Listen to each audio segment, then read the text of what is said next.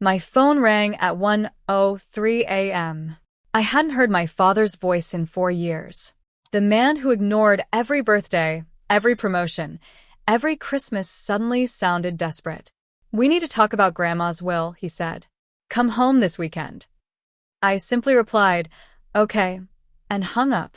Then I sat in the dark for nearly an hour before calling my grandmother's solicitor the moment his office opened. By the time I pulled into my parents' driveway 2 days later, I already knew exactly what they were planning, and I also knew they had absolutely no idea Grandma had prepared me for this years ago. My name is Emily Carter, and I'm 29 years old. The last conversation I'd had with my father before that phone call ended with him saying, "Don't bother coming back until you learn how to be part of this family." I took him at his word. For 4 years, I never called. And neither did he. No birthday messages. No Christmas cards. No congratulations when I was promoted to senior architect. No sympathy when I spent 2 weeks in the hospital after a car accident. As far as my parents were concerned, I had stopped existing the day I refused to let my older brother, Ryan, borrow the money I'd spent years saving for my first home. My parents called me selfish. Ryan called me ungrateful. I called it protecting my future. Apparently, only one of those opinions mattered. Growing up, Ryan had always been the golden child. If he broke something, it was an accident. If I made the same mistake, it became a lecture about responsibility. When he dropped out of college twice, my parents insisted he was finding himself. When I graduated with honors, Dad simply nodded and asked whether I could help Ryan pay his rent. Everything somehow came back to him. It always had. The only person who never treated me like an outsider was my grandmother, Margaret. Grandma never picked favorites. She remembered every birthday, every job interview, every small victory that everyone else forgot. Whenever life became overwhelming, I'd drive to her little white house on Maple Street, and she'd make tea while reminding me that people reveal who they are through patterns, not promises. About 8 months before she passed away, she invited me over one afternoon. There wasn't anything unusual about the visit until I was leaving. She walked me to the front door, squeezed my hand, and looked unusually serious. "Emily," she said softly, "if anyone ever asks you to sign legal papers after I'm gone," she paused, "promise me you'll speak to Mr. Harrison first." Mr. Harrison had been her solicitor for almost 30 years. I laughed a little. "Grandma, why would anyone ask me to sign something?" "You'll understand when the time comes." I wanted to ask more questions. She only smiled and hugged me. That conversation stayed in the back of my mind for months. Then Grandma passed away peacefully at 83. The funeral was the first time I'd seen my parents in 4 years. We barely exchanged a dozen words. Ryan acted as though I wasn't even standing there. Afterward, everyone went their separate ways. I assumed that chapter of my life had finally closed, until my phone rang at 1:03 a.m. The screen showed a name I hadn't seen in years. Dad. For a moment, I honestly thought I was dreaming. I answered anyway. His voice sounded older, almost nervous. "Emily." A long silence followed. Then he cleared his throat. "We need to talk about your grandmother's will." I didn't interrupt. "Come home this weekend," he continued. "The family needs to settle a few things." That was all he said. No apology. No explanation. Just business. I replied with a single word. "Okay." Then I hung up. I sat alone in my apartment for nearly an hour, staring at the dark ceiling. Something about the call felt wrong. Not emotional. Calculated. Then I remembered Grandma standing by her front door. "Promise me you'll speak to Mr. Harrison first." At exactly 9 o'clock the next morning, I called his office. To my surprise, he answered personally. After introducing myself, there was a brief silence. Then he said something that made every hair on my arm stand up. "I've been hoping you'd call before visiting your parents." 2 days later, I parked outside my childhood home already knowing far more than my family realized. When I walked through the front door, my parents were waiting around the dining room table. In front of my father's chair sat a thick stack of legal documents and several blank signature lines with my name already printed beneath them. Nobody invited me to sit down. My father simply slid the stack of papers across the table. "I'm glad you came," he said with a smile that felt completely unfamiliar. This won't take long. Ryan leaned back in his chair, arms folded. It's just routine inheritance paperwork. Routine. That word immediately reminded me of Grandma's warning. I didn't touch the documents. Instead, I looked around the room. My mother had made coffee. Fresh pastries sat untouched on the counter. 4 years without a phone call, and suddenly everyone wanted to play happy family. It felt rehearsed. Dad cleared his throat. If you sign these today, we can avoid unnecessary legal expenses. I smiled politely. I'd like to read everything first. Ryan laughed. Seriously, Emily? It's standard paperwork. I'm sure it is. I slowly turned the first page. Most of it looked ordinary. Then one paragraph caught my attention. According to the document, I was voluntarily surrendering my interest in several inherited assets so ownership could be consolidated under Ryan's name for administrative simplicity. I looked up. So Grandma intended for Ryan to receive everything? Dad answered immediately. Not exactly. It was just easier this way. Mom quickly added, your grandmother wanted the family to stay united. I nodded slowly. Interesting. Dad relaxed a little. You understand? I understand that this isn't a copy of Grandma's will. The room went completely still. Ryan frowned. What do you mean? I folded my hands on the table. I spoke with Mr. Harrison yesterday morning. Nobody said a word. My father's expression changed first. It wasn't anger. It was panic. You talked to him? Yes. He seemed surprised I hadn't already been contacted. Mom glanced nervously toward Dad. Ryan shifted in his chair. Dad forced a laugh. Well, that's fine. He probably explained everything. He explained quite a bit.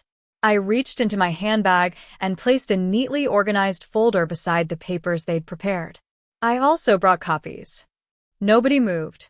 Dad stared at the folder like it contained something dangerous. I don't understand, Ryan said quietly. I thought she wouldn't check. The words escaped before he could stop them. The silence afterward felt deafening. Dad shot him an angry look. I calmly opened my folder. Grandma's actual will is very clear. I inherit my share directly. There are no conditions requiring me to transfer anything. Mom leaned forward. Emily, sweetheart. I gently interrupted. Please don't call me sweetheart today. She immediately looked down. Dad's voice became firmer. You're making this much harder than it needs to be. No. I'm simply refusing to make it easier for someone else. He pushed his chair back. You always assume the worst. I didn't assume anything. I verified it. I took out my phone. Mr. Harrison told me I could call if any questions came up. Before anyone could respond, I pressed his contact. He answered on the second ring. Good morning, Emily. Hello, Mr. Harrison. I'm with my parents now. I thought it might help if everyone heard the same information. Of course. I placed the call on speaker. The solicitor's calm voice filled the dining room. For everyone's clarity, Mrs. Margaret Carter specifically instructed that Emily's inheritance remain entirely under her own control. He paused before continuing. She also instructed me to warn Emily against signing any document that transferred her inheritance to another beneficiary without independent legal advice. Nobody at the table spoke. Mr. Harrison continued. Your grandmother anticipated there might be pressure placed upon her. Mom covered her mouth. Ryan stared at the floor. Dad looked as though all the air had disappeared from the room. The solicitor wasn't finished. I also have a handwritten letter from Mrs. Carter explaining exactly why she included those instructions. He paused again. Based on today's conversation, I believe it's finally time for Emily to read it. No one said another word.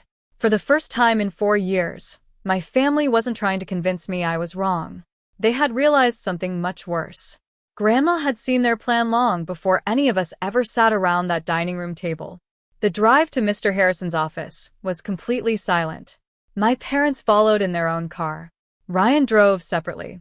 For the first time in my life, nobody was telling me what I should do. Nobody was trying to explain away years of favoritism. They simply looked defeated. Mr. Harrison greeted us in the conference room with the same calm professionalism I'd always remembered. He nodded politely to everyone before placing a sealed envelope on the table.